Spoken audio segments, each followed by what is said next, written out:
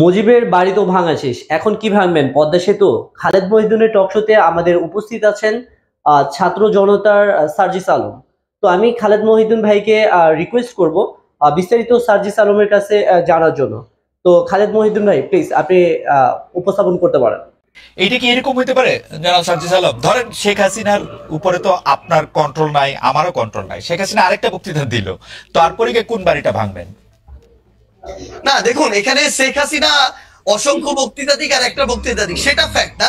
তবে মানুষের ভিতরে এই যে ক্ষোভ, যেই ক্ষোভটা আসলে মানুষের একটা ভিতরে 5ই অগস্টের পরে, যে কথাটি গতকালকে আমরা দেখলাম যে আমাদের উপদেষ্টা মাহফুজ ভাই যিনি রয়েছেন তিনি বলেছিলেন যে মানুষ ভাঙাটা এক পাশে রেখে গড়ার দিকে মনোযোগ দিচ্ছিলেন, কিন্তু মানুষ যখন দেখছিলেন তার যেটুকু ন্যূনতম চাওয়া, ওই চাওয়াটুকু বিচারের ক্ষেত্রে হোক বা অন্যান্য পলিটিক্যাল স্পেয়ারে হোক, যেটা মানুষ এক্সপেক্ট করে, ওইটুকু যখন প্রত্যাশিত অনুযায়ী পাচ্ছে না, তখন মানুষের এই ক্ষোভের উদ্গরণটা বিভিন্ন কারণে হচ্ছে এবং ঘটছে। এবং সবচেয়ে গুরুত্বপূর্ণ বিষয় হচ্ছে শেখ হাসিনা আগামীতে, আমি ধরে নিচ্ছি 1 মাস পরে কোনো বক্তব্য দিলেনও না, কিন্তু আজকে থেকে 2, 3, 4 মাস পরে আমরা যদি এই দৃশ্যমান শহীদ পরিবারের কিংবা যারা আমাদের আহত যোদ্ধা রয়েছেন তাদের এই রক্তের বিচারগুলো দৃশ্যমান না দেখি, দেখবেন শেখ হাসিনার বক্তব্য দেওয়া লাগবে না, আমরা শহীদ পরিবার কিংবা আহতদেরকে সাথে নিয়ে হয়তোবা এরকম রাস্তায় আমাদেরকে নিয়ে নেমে যেতে হবে এরকম একটা দৃশ্যমান বিচারের জন্য।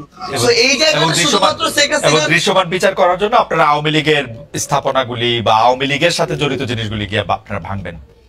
এটা আওয়ামী লীগ না, সবচেয়ে বড় কথা হচ্ছে কি দেখেন, আওয়ামী লীগ বলে এমন কিছু এখানে বিষয়কে নিয়ে আসা হচ্ছে। আওয়ামী লীগের সবাই, আমরা যে স্পষ্ট করে বলি, আওয়ামী লীগের যে মানুষগুলো এই বিষয়গুলোর সাথে জড়িত ছিল, হত্যাযজ্ঞের সাথে, খুনের সাথে, ফ্যাসিজমের সাথে, স্বৈরাচারের সাথে, এবং তারা যেগুলোকে সিম্বল এক প্রকার উপাসনালয় হিসেবে তৈরি করে সিম্বলাইজ করে এতদিনের রাজনীতিটা করেছে, মানুষের খুব ওই জায়গায়। বাংলাদেশে আমি ধরে নিচ্ছি 20% মানুষ আওয়ামী লীগের সমর্থক ছিল, কই বাকি বাড়িগুলোতে তো গিয়ে হামলা করা হয়নি, ওই সমর্থকদের বাড়িতে গিয়ে কিন্তু হামলা করা হয়নি। কিন্তু এই ধানমন্ডি 32 ওই গণভবন কিংবা এই যে বিভিন্ন ভবনগুলোকে কেন্দ্র করে পুরো একটা উপাসনালয় হিসেবে প্রেজেন্ট করে এই যে রাজনীতি করা হয়েছে, মানুষের ক্ষোভটা ওই জায়গায়। এবং এটা স্পেসিফিক ভাবে দল হিসেবে আওয়ামী লীগ নয়, বরং স্পেসিফিক ভাবে কিছু প্রতিষ্ঠান বা উপাদান যেগুলোকে সামনে রেখে এতদিন আওয়ামী লীগ এই অত্যাচার নিপীড়নের রাজনীতিটা করেছে। ওকে জনাব সার্জিস আলম, আপনি যে বিচার না হওয়ার কথা, যারা এর জন্য দায়ী সেটা না হওয়ার কথা, সেটা আপনি বলেন। আমি মনে করি বাংলাদেশে জুলাই আগস্টে বা তার আগে যতগুলি রাজনৈতিক হত্যাকাণ্ড হয়েছে, যতগুলি রকম পুলিশ গুলি চালিয়েছে, নিবর্তনমূলক যত রকম কাজ করেছে, সেটা সরকার প্রধান, সেটা এককভাবে তাকে দায়ী করা উচিত, অন্তত প্রথম জায়গায় তাকে রাখা উচিত। এখন আমরা তার বিচার না হওয়ার জন্য, তিনি যে এখন ইন্ডিয়ায় বসে আছেন এর জন্য আসলে স্পেসিফিকলি, এবং তার দলের লোকজন, আমরা প্রথমে শুনেছিলাম এতজন আছেন ক্যান্টনমেন্টে, পরে শুনলাম এই কয়জন আছেন, সেই কয়জন চলে গেছেন।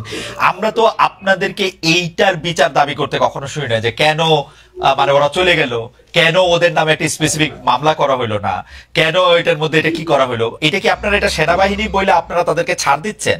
আপনারা কি মনে করতেছেন যে না, এদের সম্পর্কে কোনো কিছু বলা যাবে না? এটা কাদেরকে ইন্ডিকেট করে, অর্থাৎ এটা কি সেনাবাহিনী নাকি অন্তর্বর্তীকালীন সরকার? না না, আমরা শুনেছিলাম যে আওয়ামী লীগের যারা শীর্ষস্থানীয় নেতৃবৃন্দ আছেন, আওয়ামী লীগ, যুবলীগ, ছাত্রলীগ বা তাদের মধ্যে অনেকে প্রাণ ভয় সেনাবাহিনীতে, সেনা ক্যান্টনমেন্টে আশ্রয় নিতে গিয়েছিলেন।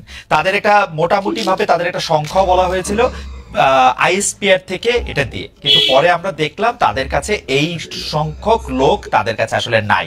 আবার এদের কিছু লোক আবার এদের মধ্যে আছে। আমি সেজন্য জানতে চাইছিলাম যে আপনারা কি আসলে এই যে যাদেরকে ছেড়ে দেওয়া হলো, এমনকি শেখ হাসিনাকে যে বিদেশে চলে যেতে দেওয়া হলো পদত্যাগের পরে, এর জন্য কি আপনারা সেনাবাহিনীকে বা কাউকে আসলে দায়ী মনে করেন কিনা? আপনারা যে বিচারের কথা বলছেন, দেখেন দুইটা বড় বিষয় সার্জিস। একটা হচ্ছে যে এই আওয়ামী লীগের এই অন্যায়, অত্যাচার, হত্যা, গুম, খুন, 15 বছরের গণতন্ত্রহীনতা, সব প্রতিষ্ঠান ধ্বংস করা, এগুলির জন্য যে শাস্তির দাবি, সেই শাস্তি যে না হওয়া, সেই বিচার কার্যে শুরু না হওয়া, সেটার জন্য আপনি আসলে কারে দায়ী করবেন? এখন তো আপনারা ক্ষমতায়, আপনাদের পছন্দের সরকার ক্ষমতায়, তাই না?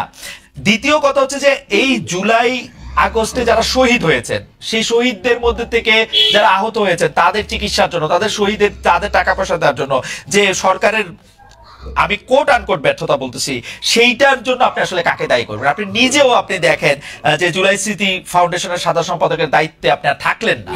কারণ হচ্ছে যে এই পুরো ব্যাপারটা যদি আপনি বলেন যে এই দুইটা বিষয় নিয়ে আপনি আসলে দায়ী করতেছেন যে আওয়ামী লীগের বিচার হচ্ছে না, শহীদদের বা আহতদের ইয়া পাচ্ছে না, তার জন্য আপনি দায়ীটা করবেন কারে আসলে, নিজেরা ছাড়া? দেখুন, এই জায়গায় হচ্ছে না, যেখানে আমার নিজের দায় আছে, আমার নিজের দায়ও সেখানে স্বীকার করতে কোনো সমস্যা নেই। কিন্তু সবচেয়ে বড় কথা হচ্ছে, আমরা আমাদের জায়গা থেকে যে জিনিসটা মনে হয়েছে সেটা হচ্ছে, বর্তমানে অন্তর্বর্তীকালীন সরকার খুব স্বাভাবিকভাবে যখন এখানে উপদেষ্টা নির্ধারণ করা হয়, বিভিন্ন দলের মতে বিভিন্ন স্টেক হোল্ডারের সাজেশন দেওয়া হয়, সবাই সবার জায়গা থেকে এই যে মানুষগুলোর নাম সাজেশন করেছিল যারা এখন রয়েছে উপদেষ্টা পরিষদে, সবাইকে হয়তো এরকম মনে করা হয়েছিল যে এই মানুষগুলো তাদের জায়গায় স্ব কর্মক্ষেত্রে এই মানুষগুলো ভালো এবং তাদেরকে এখানে সাজেস্ট করা হয়।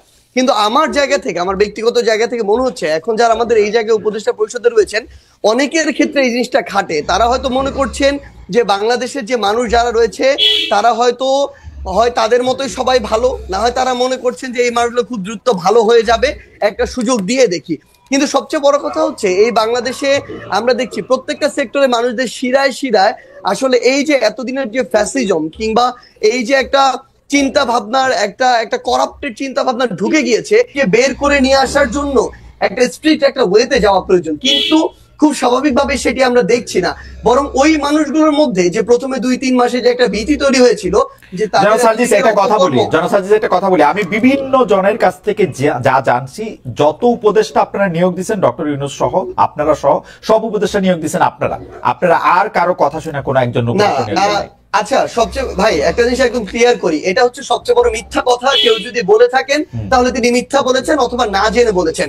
এখানে বিএনপি তাদের সরাসরি তাদের মত ছিল, তাদের সাজেশন ছিল, জামায়াতের মত ছিল, তাদের সাজেশন ছিল, অন্যান্য রাজনৈতিক দলগুলোর জায়গা থেকে নামের সাজেশন ছিল, বাংলাদেশ সেনাবাহিনীর পক্ষ থেকে সাজেশন ছিল, শিক্ষার্থীদের পক্ষ থেকে সাজেশন ছিল, সিভিল সোসাইটির পক্ষ থেকে সাজেশন ছিল। আমরা শুনছি শুধু আপনাদের সাজেশন নেওয়া হয়েছে, আর কারো সাজেশন নেওয়া হয় না ভাই। এবং সবচেয়ে বড় কথা, ইভেন এখানে প্রফেসর ডক্টর মোহাম্মদ ইউনূস যখন তাকে প্রধান উপদেষ্টা হিসেবে আমরা আমাদের জায়গা থেকে প্রস্তাব করি এবং তিনি সেখানে পজিটিভ একটি রেসপন্স করেন, তখন তার জায়গা থেকেও সাজেশন ছিল এরকম যে আমি এই পরিষদটাকে যদি কন্টিনিউ করতে চাই, এখানে আরো 2-3 জন এই মানুষকে প্রয়োজন এই জায়গাগুলোতে উপদেষ্টা পদে।